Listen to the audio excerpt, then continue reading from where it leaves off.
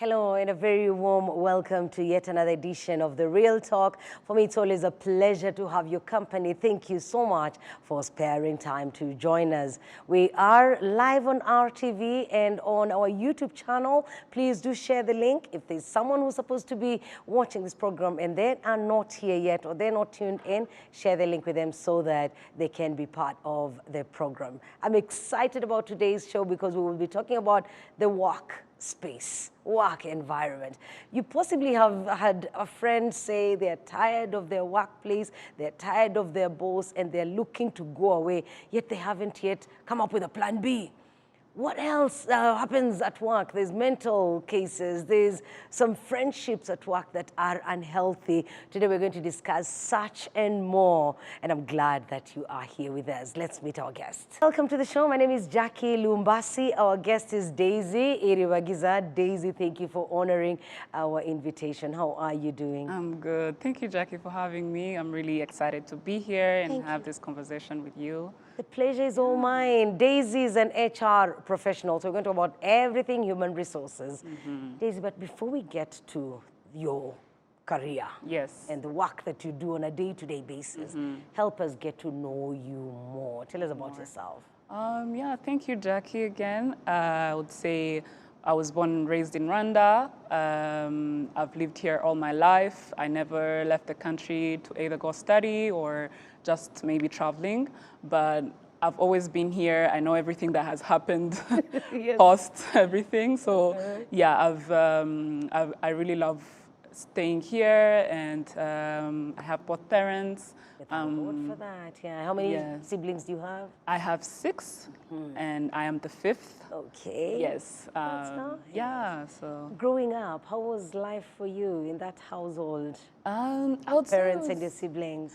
I would say it was pretty good. It was really nice. I had my mom, of course, who was really strict with us. Ooh. Yeah. So your mom was the strict parent. Yes, she was the strict parent for sure. Same case for me as well. Yeah, she was the strict parent. Everything had to go by the book, like no side, nothing. If you're not good at something, you have to find a way to be good at it. And that's like kind of what I carry on from that, from my experience. Your dad? Yes. He didn't spoil you? My dad really spoiled us and let us go away with a lot of things.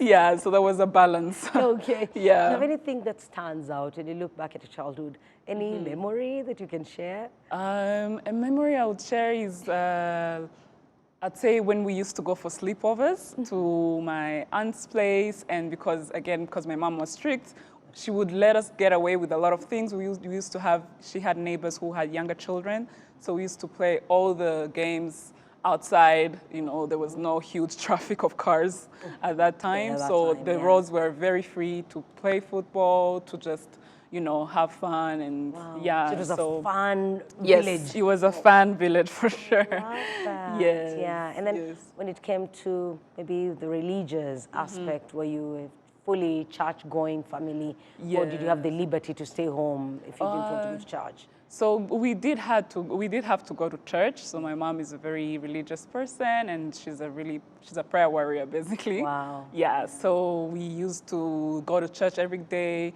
go to Sunday school. Yeah. So we grew up going to church. Yes. Yeah. So growing up, when you looked at or tried to envision the future, and you thought, maybe when I grow up, I want to become this. It's a conversation we would have once in a while in the family household. Yes. What was your dream? What was your ambition? So I would say my dreams changed a lot, but I would say the one that lasted when I was younger was to be a fashion designer. I've always loved fashion and everything that deals with it, art basically. So I always wanted to be a fashion designer of some sort, and I know there's still hope at some point I'm going to be able to do it. You haven't yet outgrown it? I haven't outgrown it yet. Yeah. So that, I would say that was the one that stood out the most. Okay, so that stood out the most, but then you ended up as an HR professional. I ended up as an HR professional. How did that happen? So I would say the college I went to, or the university I went to, it taught us to make sure that we set ourselves for the job market. So when we got to school, you would do the work and everything, but you would have someone help you with your resume, and then they would tell you that you need to get to the workplace to know what you really want. So I started off just getting what our internship came. I used to just get it, and then I'm gonna see what everybody else does and see if I pick an interest in some. So you were trying out Yeah, many I was different trying, things? Yes, Okay. I was trying different things. I would say that it wasn't like a straight road to get to HR. Yeah. I would say for sure I had to first try out something, see it's not my thing, and then try another thing. And then now I feel like I'm most fulfilled. Give us an idea of some of the things that you tried out and you dropped. Yeah, so I would say, well, it's not too far from HR, but I would say that I started as an operations associate, dealing basically more administrative stuff. And then when there was more of an internship, and then I knew I loved anything to do with operations, but I hadn't really known exactly what I wanted to go in. Yeah. And then I got a full-time job before I graduated, and I was a receptionist. That was my first official job as a receptionist. I was so happy. Yes. And then when I got the job, I graduated, I felt like I was on top of the moon having a job when you graduated. That is a blessing. I know, Yeah. it was a blessing for sure. Yeah. And then got from the reception, being a loan administrator. I was writing stories of refugees on a platform that fundraises for entrepreneurial refugees. So I did a bit of communications, I would say, but then I see like those people need a lot of grace. It's not an easy one. Yeah, it's not an easy one. Yeah. So then from that, I became an admin manager. Then that's when I actually went into HR, even though I wasn't doing it specifically, but I used to do a lot of HR-related things like recruitment and Managing the payroll. Yes, yes. Counseling in some Exactly. cases. Yes. Yeah. So then that's when I started to see that this is something I actually want to do. Yeah. Beautiful. Yeah. Beautiful. Then that's when I said I'm gonna go from from this, then find an actual HR job, and then became an operations manager that was more HR in a different company. Yeah. And now I'm currently working at RIB Global that will be testing vehicle emissions. I am yes. It was in the yellow paper recently. Yes, yes. Yes. So I work as the head of human resources at RIB Global. Okay. So, somebody is watching us and they just recently came out of university. They have their IT certificate or their HR certificate, and they're looking for a job strictly in line with what they studied. It's been a few months or a few years of them looking, and they're running out of patience because that job has not come, but they're insisting on going specifically for that one. I want to tap into your experience. You moving from one position to another and being in a work environment. How helpful was it in your career in the long run when you look at it now? Yeah. So let's say you have a dream of becoming like an IT expert, right? And let's say Irembo has most people who are IT related, but then you feel like it's hard to get an actual IT job. Yes. If they say they're looking for a receptionist, if they say they're looking for an operations associate, join the company. Join the company. Join the company so that you also get to learn from the people who are already doing the job, and then you also get to see if other opportunities come, if a company is the one that starts to hire from within before it goes outside, they start from you. It could take you, exactly. Because I'm glad you say that, because there's a difference between you staying at home with your papers and you being somewhere with those papers. If you're in an organization and they hire from within, they're hiring for a position that is bigger than the one you currently hold, you'll present yourself and say, oh, by the way, much as I've been seated at the reception, I can qualify for this. Yes, for sure. So people should not undermine such. Yes, they shouldn't undermine.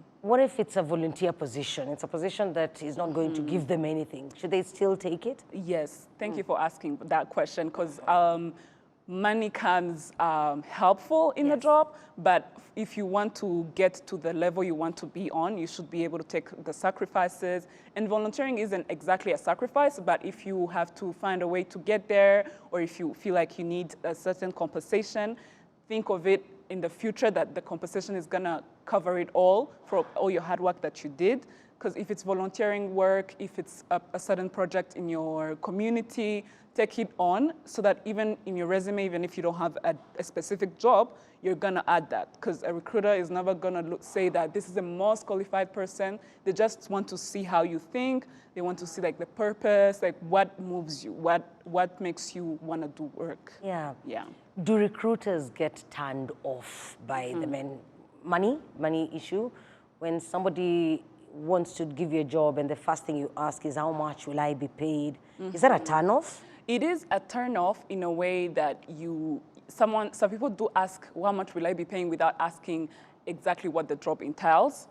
So you need to first know what the job entails, what everything that you need to achieve in that job to be successful, and then you can ask the money they will be offering after understanding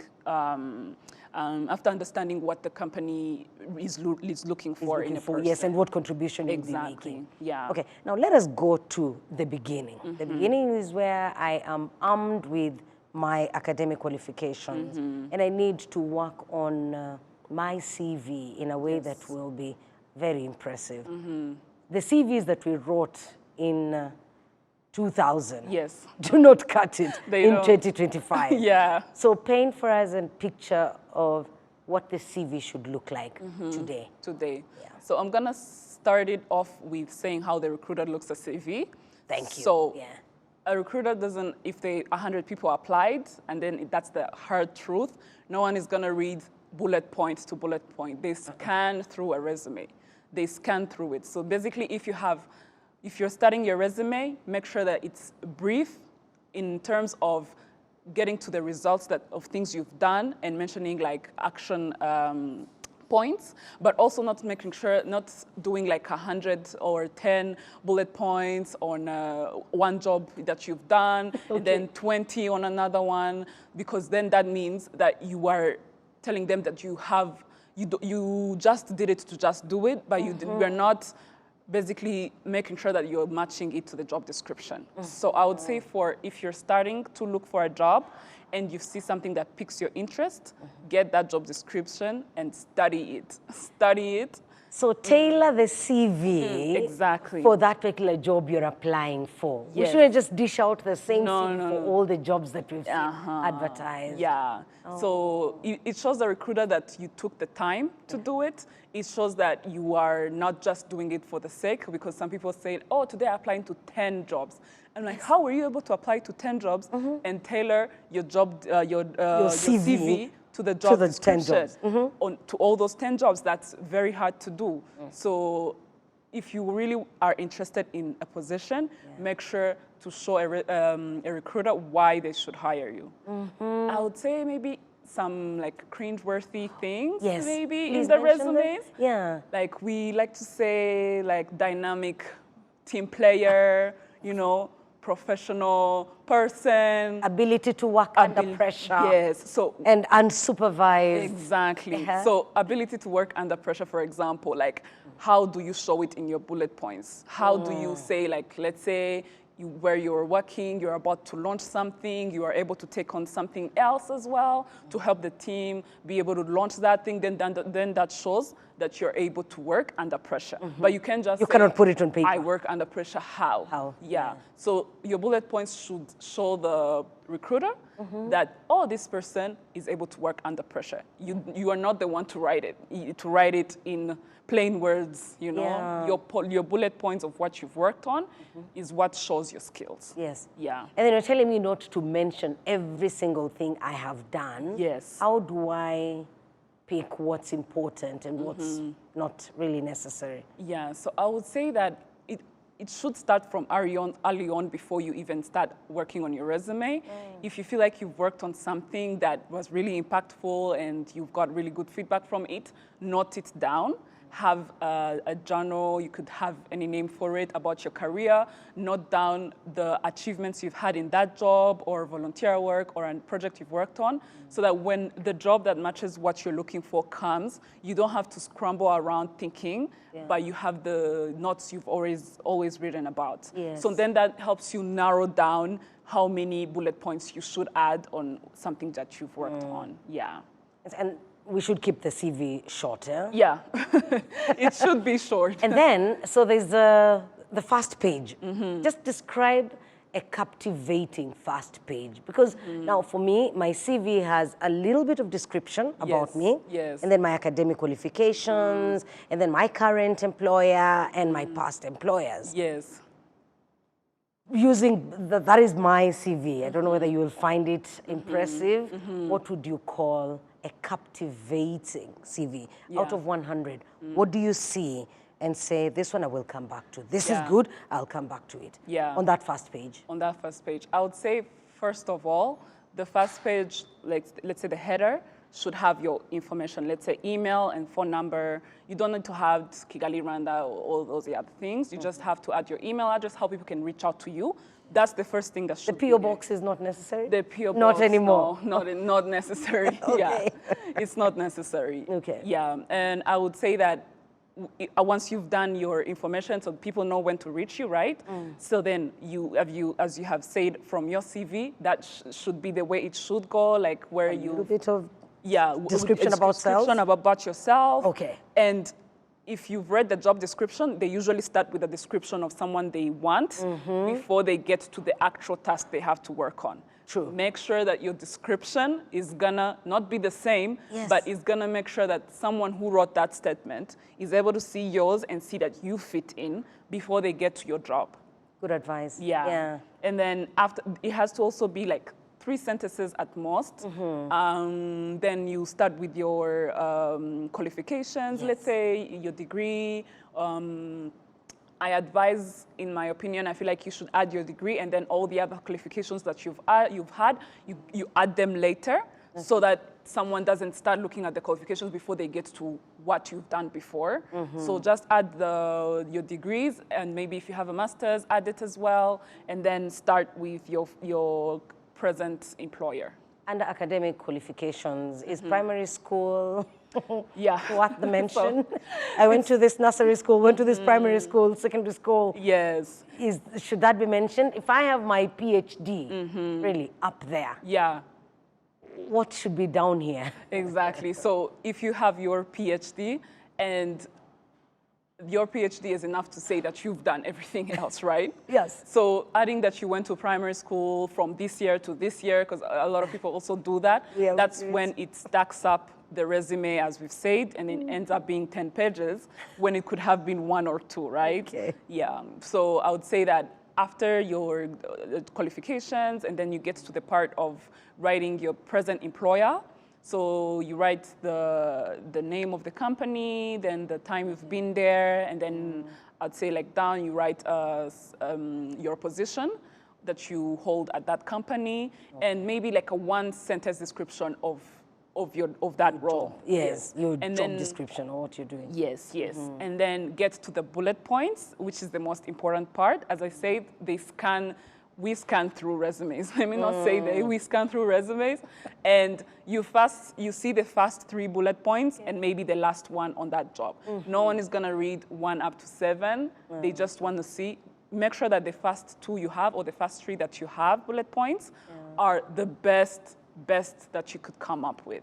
They are action-driven. You're showing data. If, let's say, in my position as an HR, if I want to say something like, I organized a retreat for people. I'm not just gonna write, I organized a retreat for people, right?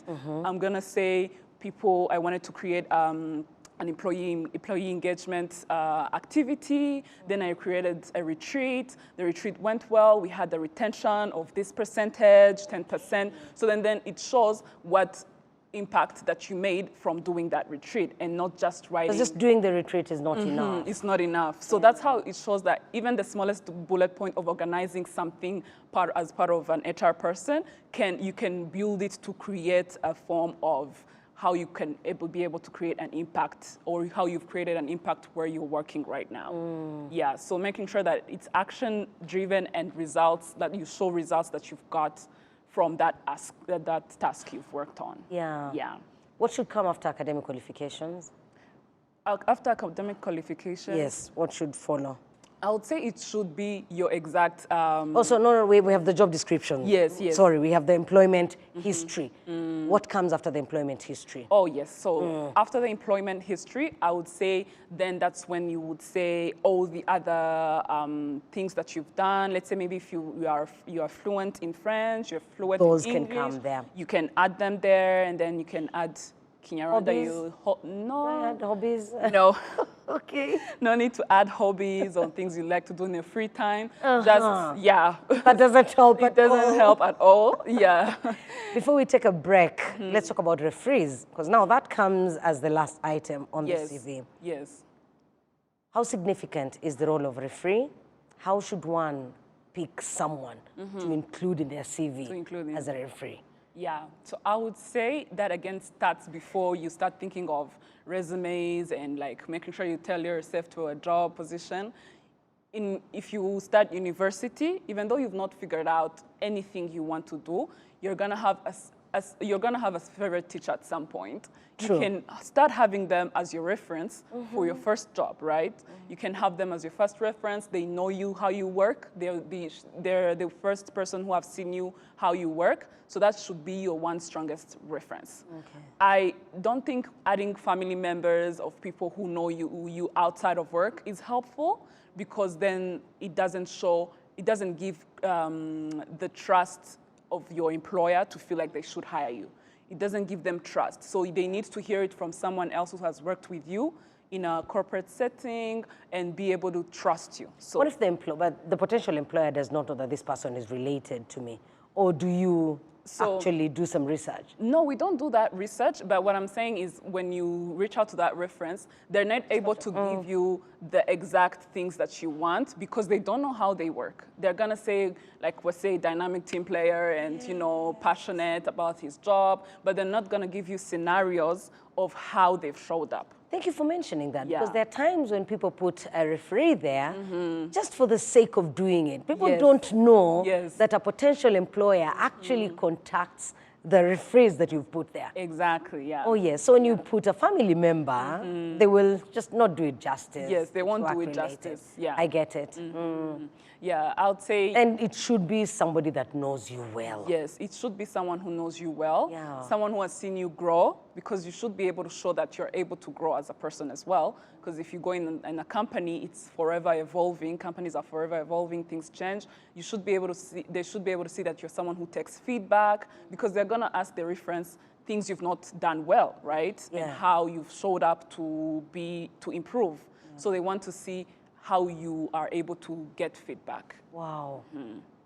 Enough about the CV. We'll move to something else when we come back. Our guest is Daisy. She's an HR professional and currently at Trip Global. It's such a pleasure for me to have this conversation with her, and I hope that it's going to help you. Whether you're currently employed or are looking for employment, this conversation should help you get ready for the next step. Do stay with us. We will be back in a bit.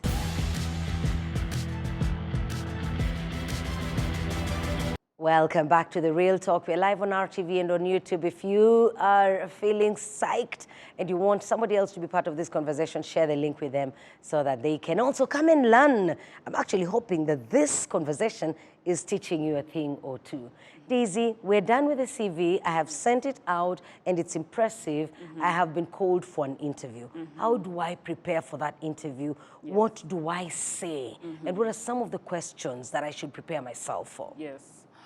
So I would start with, if your resume, you've worked on it and then you get called, make sure you go back to that resume, because of course that's what they're going to reference about. So again, reiterating why you should be able to work on it alone and ask for help and feedback, but not have someone else do it for you, right? Because you need to know what you've worked on, what you've written on your CV. They're going to be reading it as they ask you questions. This era of ChatGPT. Yeah, so very easy to just copy and paste. And then just leave it there. That's true. Yeah. So go back to the CV. Go back to the CV, because that's why you are there. That's why you've got to that stage. And then study it, see everything that you've written. You don't have to memorize it word per word, but for sure go through it so that you're able to mention it throughout the interview. And also, again, go back to the job description. Make sure that you read it again and then position yourself in a way that they're gonna say, this is the person. So I would say, in my experience, I use a lot of resources. There's so many like social media right now. There's so many Instagram accounts that talk about recruitment, that talk about HR, like even say, if you are asked this question, why should we hire you? This is something you could say, tailor it to the job description. So that really helps. It shows you that you are able to even prep yourself earlier on, even when you show up, because they see that you took it seriously, right? Yeah. So I would say you should be able to practice many questions that you've seen a lot of people ask, but then also research on Instagram, on YouTube. There's so many videos that talk about hiring. There's even specific, if you're looking to be a project manager, there's videos specifically for the project management role. And then you don't have to get word for word, but it will give you an idea of how you should position yourself for this position. And because at the end of the day, how you respond to these questions matters. It matters. The words you say, your body language, and if you're gambling, it will be seen. It will be seen. I will also add that you after learning the questions and making sure that you're setting yourself up great, make sure that you also find out questions you should ask them. Questions that, because they will normally ask, so do you have any questions for us? Yes, that is also the biggest red flag if someone doesn't ask a question. Wow. Okay. You should be able to ask questions, because at the end of the day, even though an employer is looking for an employee, you're also looking for an employer. So you should be able to see, this is the person I want to go with or not. So what are some of the questions I should ask them? So let's say you go to their, let's say, website, if they have a website, see their vision, mission, see the things that they have worked on, and then ask them a question that is more related, like, let's say, how does this position align with the future vision that we have of 2050, so that you can show them that you're looking at the future of the role and why they decided to hire for that role, right? So you ask them questions that are related to their vision, to their mission, to the things that they're really working on, which is more significant, because they see that you're looking at the future. You're already putting the employer in the mind of you already there, right? There, So you should be able to ask questions of, how do they like the environment? Because it's also for you. You should know the environment, the workplace environment, if it's something you want, how they work, if they are remote, if they have to show up to the office every day. Because you also want to align with what you are looking for, right? If they haven't shared an outlined dress code, should I ask about the dress code as well? Yeah, you can ask about it, because once you join, they give you a handbook, obviously, that has all of that, but it's also good to know before you get the job, right? So if it's something you're not comfortable with, you say this is going to be hard, and then you compare your options. In that scenario, what questions should I not ask? I would say, well, no question is bad, I would say. All questions are not specifically... because, for example, let's say there's a company that has a serious employee turnover, and you know, I am bothered by the fact that people don't stay in this organization. You're recruiting for this position, and I've seen you advertise it, I don't know how many times before. What makes it hard for people to stay in this company? Am I allowed to ask that? That is a very good question, because you're putting them on the spot as well, to make sure that even if they decide to hire you for this role, they have to change any in-company problems or things that they're doing that are not right. So you're putting them on the, on the spot as well. So it's good for me to put them on the spot. Yeah, it's good, because that you're also keeping them accountable, right? If they're hiring for you and you want to stay there for 2-3 years, then that means you have to also be feeling interested in the employer, right? What kind of attitude should I walk into that place with? Because there are times when I feel like you already saw the CV. Why are you asking that question? And as I respond to it, it will be very obvious that I am bothered. Why are you asking? You asked for the CV in advance. Why? And then should I, still on attitude, what do you consider overconfidence, underconfidence? Or how do I market myself without undervaluing or overvaluing myself in that room? I would say, starting from the point of how the attitude part, before we get to the other part, I would say you should be learning even before to be open-minded, to make sure that if you have a certain tendency of like telling people, I've already told you this, why do you asking me? maybe get a friend to help you prep. They ask you questions, and then they see how you respond, and then they give you feedback. Because sometimes we don't even know that that's how we react, or we're even giving a face. That's true. Sometimes we don't even know our facial expressions. So it's always good to have like a friend help you prep for the interview, ask you a few questions, and tell you, oh, you should change this, and then look this way because it makes you look like you're bothered. So that's the first thing on attitude. And I would say in terms of overconfidence and underconfidence, it's more on not being self-aware. So as I've said, like you start off and you want to do something, but you are not sure how you're gonna get there.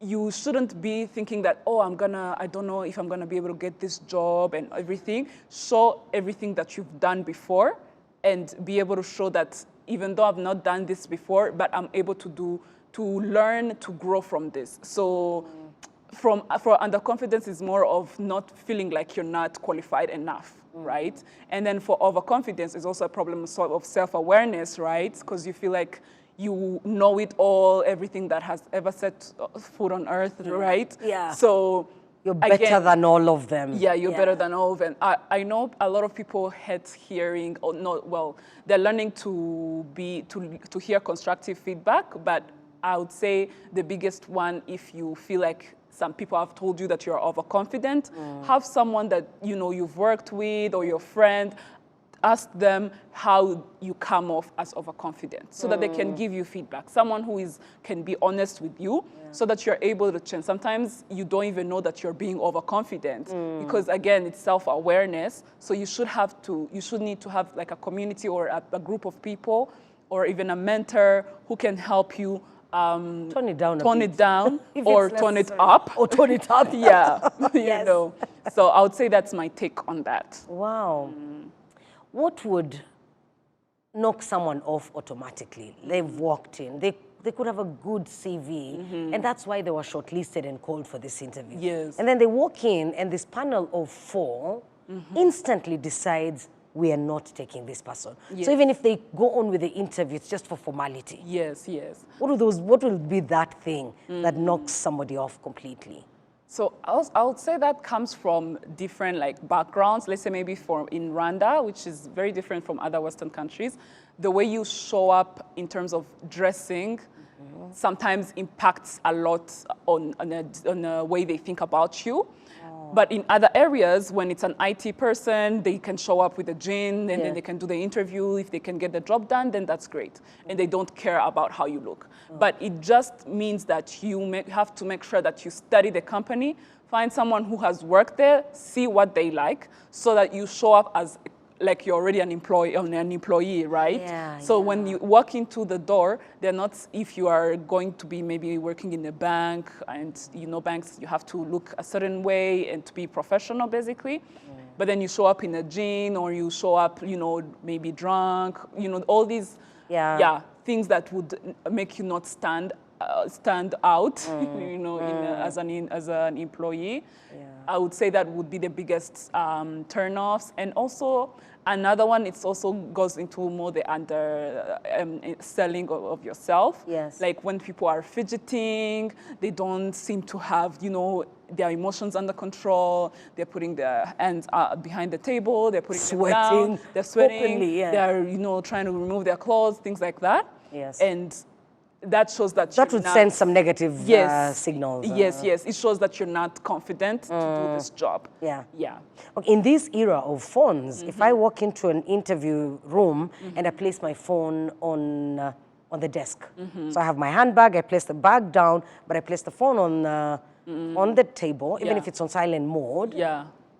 Would that be a bad sign? The reason I ask this question is because sometimes even when we're in meetings, we get distracted when the phone goes on. Somebody calls or a message comes, they're tempted to look there. Phone etiquette. Yes. About phone etiquette during an interview. So I would say that for like a phone or a bag, if you feel like the phone is gonna pop off, or at some point something might happen, some sound that you've never thought you've had is gonna... That collar tune. Yes, that collar tune is gonna show up. So make sure that you put it in your bag and that is the most safest way. It's okay to put it on the table, but then that will go up until if someone doesn't call you, or if you've made sure that everything on your phone is on silent and nothing will be buzzing on the table. If you're truly sure, then you can place it on the table. I consider that not a problem as long as someone doesn't decide to take it and start, writing. Yeah. But if they have it on their table, it shouldn't be a problem. So should it be on the table facing up, or should it be? It should be down. It should be down. Yeah, because even notifications, even though they don't ring, they the show phone up. will light. Yes, they will light, and then it will create a distraction, even for you who is speaking. Sure. Yeah. So it's better to even just put it in your bag to avoid all those problems. Yeah. The competition is stiff, and especially for us, the older people, getting jobs has become very hard. Yeah. Because they will go for those younger than us. As an HR professional, when you are interviewing people from different generations, what do you consider? How do you conduct yourself? And what are those things that probably you would advise an older person who's going into a job that probably is suitable for a Gen Z? Yeah. They're qualified, yes, but they're just from a different generation. How would you go about that generational difference? Yes, I would say in terms of like generational difference, it's more about being understanding of both situations, right? Whether you're a Gen Z or a younger generation, basically, or if you're an older generation, I should be able to understand you because everybody has had a path to get to where they are, and that should be respected, right?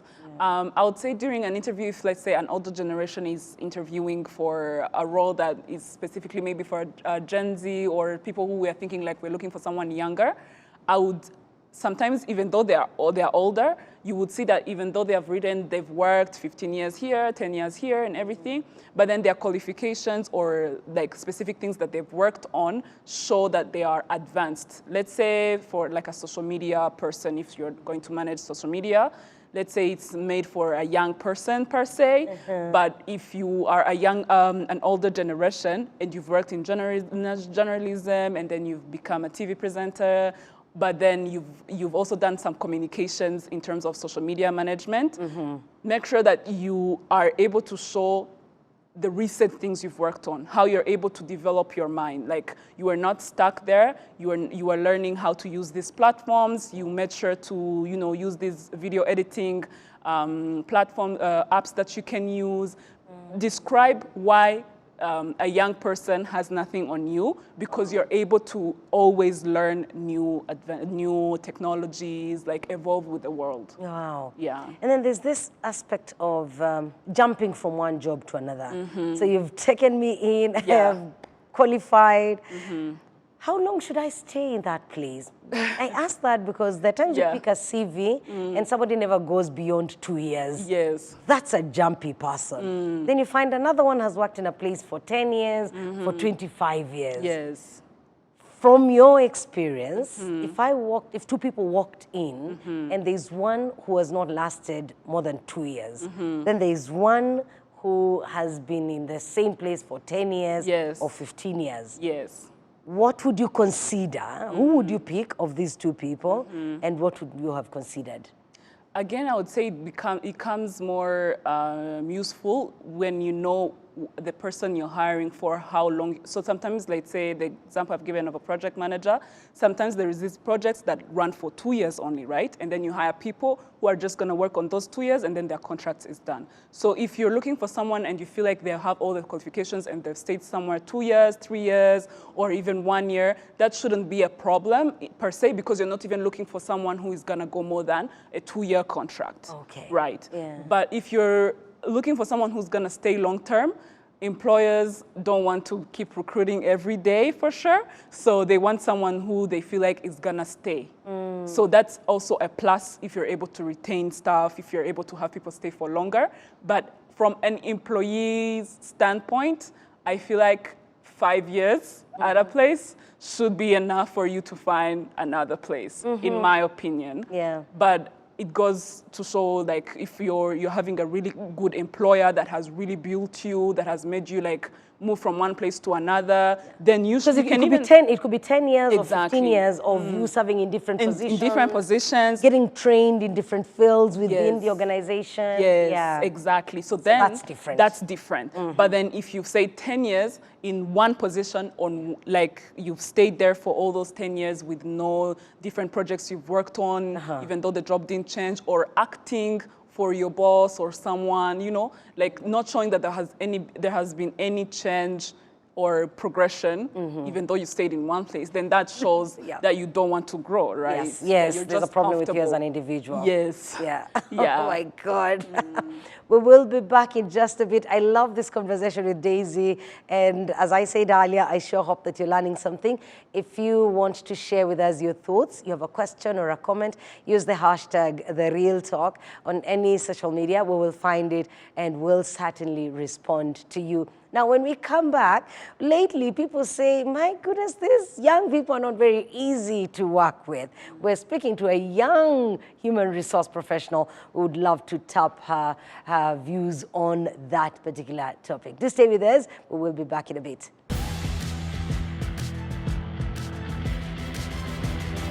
Welcome back. This is The Real Talk. My name is Jackie and our guest is Daisy. Daisy, I meet people that complain about the young generation. We have some excellent people. We have a lot of great young people. Yes. And then we have a few that are coming across maybe as too entitled or difficult to work with or a bit impatient. What's been your experience with this younger generation, and what would you advise the older, slightly older generation to understand about the young people? Yes. And also, what can help the young people become better employees for those that are struggling? Yes. So I would say, of course, being in this profession for this amount of years, I've obviously encountered that. But I would say, I like to say that young people we are too passionate. I like to say we're too passionate. And we just think that purpose-driven. If I want to do this, I have to get it done any way or another. It has to happen, right? But then sometimes we don't take in control. We don't take into consideration of the path, right? So young people need to have a bit of patience. Like that's what the older generation has better on us. They are able to be patient. To be patient and take it easy and like make sure that even though you haven't got to your goal yet, but it's a goal that you are working on every day, right? But for young people, we feel like, I want to do this, I have to achieve it in a year, right? If I want to be like a director in my position, and then I just started the other year, you know, I even have like 1 year of experience. Let's say you've not gained that level of leadership skills, which is something you learn every day to be able to get to a director, so that then you start being a person who is considered difficult because you're always asking, how can I get there? How can I be that? You know, so that gives, I think, the older generation a bit of like, these people do not know how to appreciate, you know, the opportunity. And we keep saying they have no idea what we've been through. Exactly. And then the young person will tell you, oh, you went through it, I don't have to. Exactly. I know. And we need to give the older generation so much grace because they were able to like take on whatever they got so that they can feed their families. And it was more of a survivor instinct at the time, right? But now people are thinking about building their careers, having a certain level of career that they want to achieve. But at the time, most older generations just wanted to make it and have food on the table, right? So that's why there is a bit of a gap in between of us interacting, because everybody comes with what they've been through and how they want to do something, and then there is a clash. So I would say older generations should kind of give us also the, you know, some grace. We're trying to make it out here. So, you could be dealing with different issues. You're not surviving to pay rent or buy food. But problems are still problems. Are still problems. I agree with There's you. Still problems. So I would say it's more of understanding each other and learning to put ourselves in each other's shoes. So as I've said, when interviewing all those generations, I try to make sure that I understand them from where they're coming from without putting in my ideas of how I think things should go. So it's more of understanding, either for the younger generation or for the older generation, we need to be able to understand each other. Yeah. And the younger generation, I'm glad you call for them to be a bit more patient, but there's also this thing of just walking off because they had an altercation with the boss, or the boss talked to them in a certain way that made them, uneasy. They walked away. Yeah. Is such a person in a position to work on themselves, or is that the kind of attitude they would carry from one place to another? Because if they walk off this job without trying to resolve the issue that is there, then they could find a similar problem in the next employment. Yes. Or different challenges. The challenges will always be there. So how would you help such a person not to just walk away from situations, but become better people when they're dealing with their employers? Yeah, so I'll give maybe an example of that. I would say that if you're feeling like you're having a problem with your boss, or they've told you a bad word, or they've given you, conversation that was hard, it's, again, it's patience, because it also depends on the cases, by the way. Sometimes it's, harassment, you're being harassed. That should come from you. If you feel like you're not comfortable working there, I truly believe that you should go and leave that place. If you've been sexually, they want to harass you, or there's racial slurs or things like that. If you feel like it's so important to you and you feel like it's gonna affect how you work, then you should definitely walk off. Yeah. But then if you have a minor or an argument with your line manager or your boss, try to say, let's say, okay, we've had this altercation, even though it's not, it's a big deal to me. Can we get back to it tomorrow? Or just say, can I go out to get air, for an hour for lunch, and then process and think about it. And then every time when something, you have a conflict with someone, or you're speaking, with someone, when you take time out of the conversation, the nerves calm a bit. The nerves calm down, Yeah. right? So then you can get back to that conversation with your line manager, and then try to hear where they're coming from, and ask them if they can give you time to also, say your words or how you feel about the situation, and make sure that will also go a long way for another person outside, because again, at the workplace, everyone is watching. It shows that you're able to work with everyone, because sometimes it's cultural differences, right? Yeah. You pointed at me when you're supposed to not point at me. Yeah. In my culture, no one points at anyone. Do that. Yeah. And then that becomes a problem. So it also kind of shows that you're able to learn to work with people from different backgrounds. Yeah. My God, I feel like there's so much we haven't touched on, but since we're running out of time, we will have another session. We'll consider this part one. We're going to have part two, because we have to talk about the workspace, what is considered toxic and what isn't toxic. I would love us to dig a bit deep into harassment at work, the different forms of harassment, and there's just so much that we will unpack in this conversation. But for this particular case, we have come to the end of the conversation. Before we go, though, Daisy, if somebody is to forget everything that you have said on the show so far, what is that one message that you want them to take away, that thing they should not forget? I would say my message would be, if you have a goal or a career that you want to go in, start from where you are, regardless of whether you have a job or not. If you're in school, for sure you have a community. Start a project, start, creating your own brand on either LinkedIn, talk about the experiences you've had in school. Someone is always watching. People find all the time, they find people on LinkedIn, right? So you should be able to start setting yourself up for your future position that you want to get to. Yeah. So if you want to be a director at some point, but then you're starting out, always make sure that you see yourself as a director, so that you start making sure that you build your rapport earlier on. So you're preparing yourself for that. Yes. Instead of that position coming, and then you're like, oh, I have to apply for this, but then you're not prepared. Exactly. You don't have things you've wrote down, or things you've worked on. So it makes you look like you're just applying to something that you're not qualified for. But if you were to build yourself from down up, then you're able to have a track record of good things.